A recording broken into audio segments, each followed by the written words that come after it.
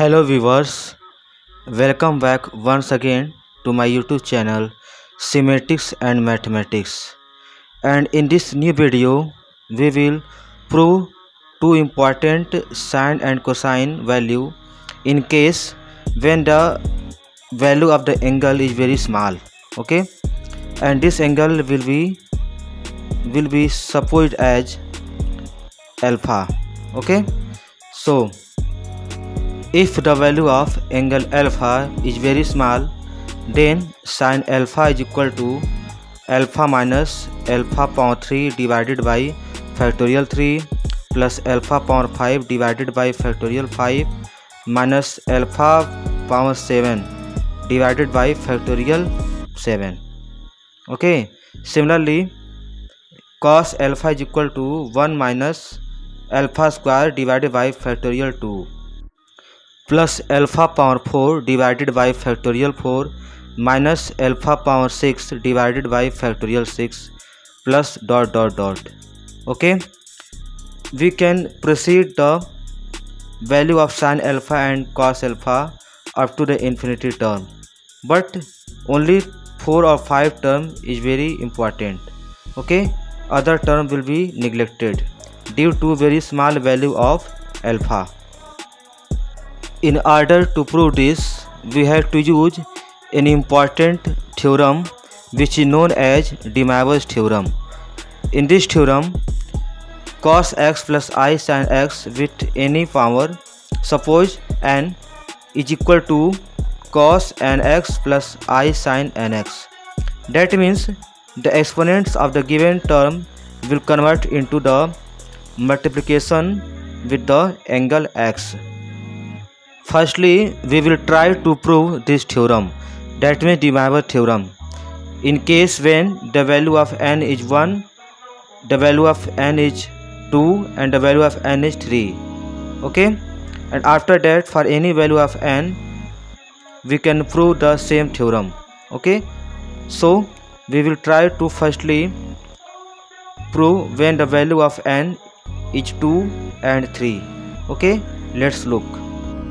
You can see here that when the value of n is 2, then we can write the left term of the given theorem as cos x plus I sin x to the power 2 whole to the power 2, which can also be written as 2 times cos x plus I sin x into cos x plus I sin x.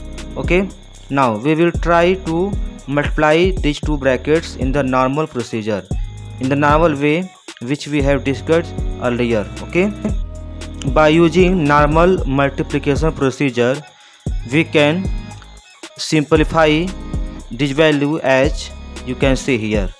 Okay, now the sign of sin square x is negative because I means square root of a negative number, that means square root minus 1, and now I square is equal to I into I, which is equal to square root of minus 1 into square root of minus 1, which will get on further simplification as minus 1. Okay, that's why the value of sin square x is negative. And now collecting real parts in one bracket and the imaginary parts in other bracket, then we can see here the value of cos square x minus sin square x is equal to cos 2x. Okay, and similarly the value of sin x into cos x plus sin x into cos x is equal to sin 2x. Okay, that means cos 2x plus I sin 2x, which is the value of cos x plus I sin x whole square. Okay, similarly we are going to check this theorem in case when the value of n is 3. Now taking the value of n is equal to 3, then we can see here that this can be simplified as follow, which can you see in this video. Okay, which on further multiplication, simplification, and after that collecting real and imaginary parts in one side. Okay, then we can say that this value is equal to cos 2x into cos x minus sin x into sin 2x. For real parts and sin x cos 2x plus sin 2x cos x for imaginary parts. Okay, now we also know that this value cos 2x cos x minus sin 2x sin x is equal to the value of cos 2x plus x, and similarly sin x into cos 2x plus sin 2x into cos x, this value is equal to the sin 2x plus x, which we will get further on simplification as equal to cos 3x plus I sin 3x. Okay, similarly we can prove this theorem for any value of n. Okay, and now it is clear that this theorem is true for any value of n. Okay, n is equal to 1, is equal to 2, is equal to 3. Okay, for any value of n, this theorem can be proved. Okay, now we are going to discuss this theorem for our proving the questions cos alpha and sin alpha. How can it be useful? Let's see. The left side of De Moivre's theorem, that means cos x plus I sin x whole to the power n, can also be expanded by using binomial theorem. Okay, so we solve the left side of De Moivre's theorem by using binomial theorem, and after that we separate real and imaginary parts of the right side. Okay, and after that by comparing them we will try to prove the theorem.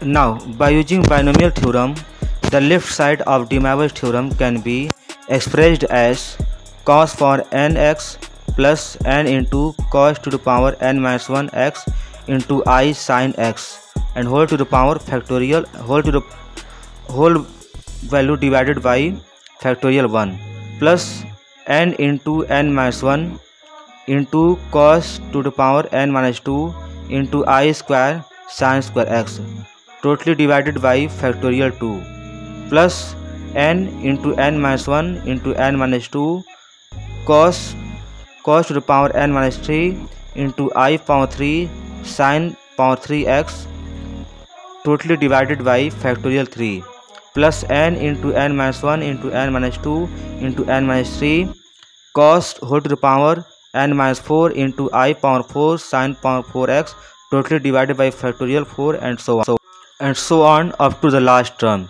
The last term will be equal to I power n sin power n x.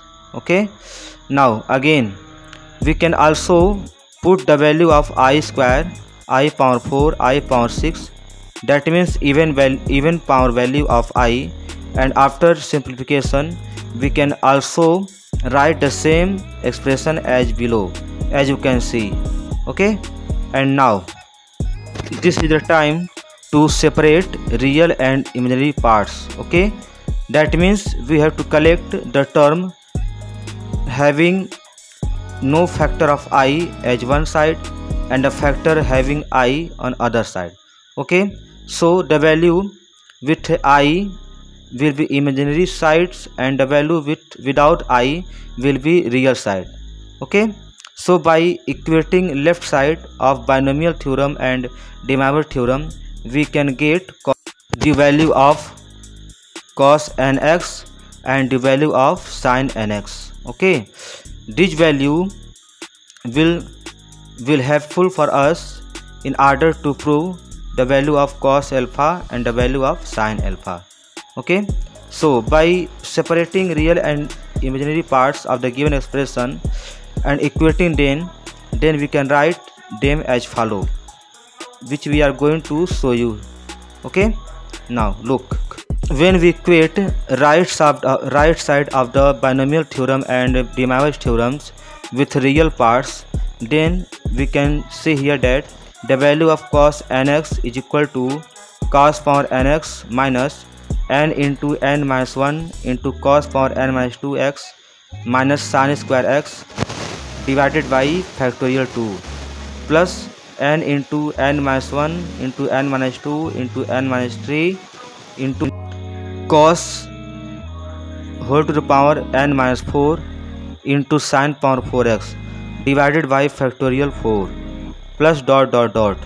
That means we can proceed the value of cos nx up to the infinity term. Okay, now this value is equivalent to the value of cos alpha in case when we replace nx with alpha in the form of alpha. Again we can write the same expression in other form, which you can see here. Okay, now this value will be very clear, and we can see here that the term cos x and the term sin x is free from any type of degree. They are found in whole degree. Okay, and now we are going to replace the value of nx with alpha. Let nx is equal to alpha. Okay, so n is equal to alpha divided by x, and if n is very large then x is very small. That means if we take the value of n is very large, then n is equal to alpha by x will give a result that x should be very small, and this value should be nearly equal to 0. Okay, this concept and this condition is the fundamental key in proving the given equation sin alpha and cos alpha. And now replace the value of n with alpha by x, then we can see the above expression can be expressed as below, as you can see here. Okay, now we have to use the concept of nx to be equal to alpha in case when the value of n is very large, and so the value of x will be very small. Okay, the above expression can also be written as in this way, as you can see here. Okay, and now the value of sin x divided by x will be equal to 1 in case when the value of x is very small.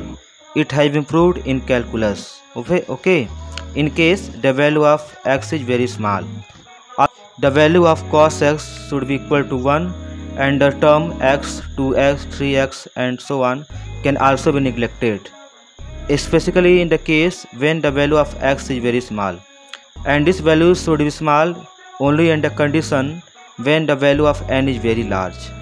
Okay, so now by assuming this concept, we can write the above series as cos alpha is equal to 1 minus alpha square divided by factorial 2 plus alpha power 4 divided by factorial 4 minus alpha power 6 divided by factorial 6 plus alpha power 8 divided by factorial 8 minus dot dot dot up to the last term.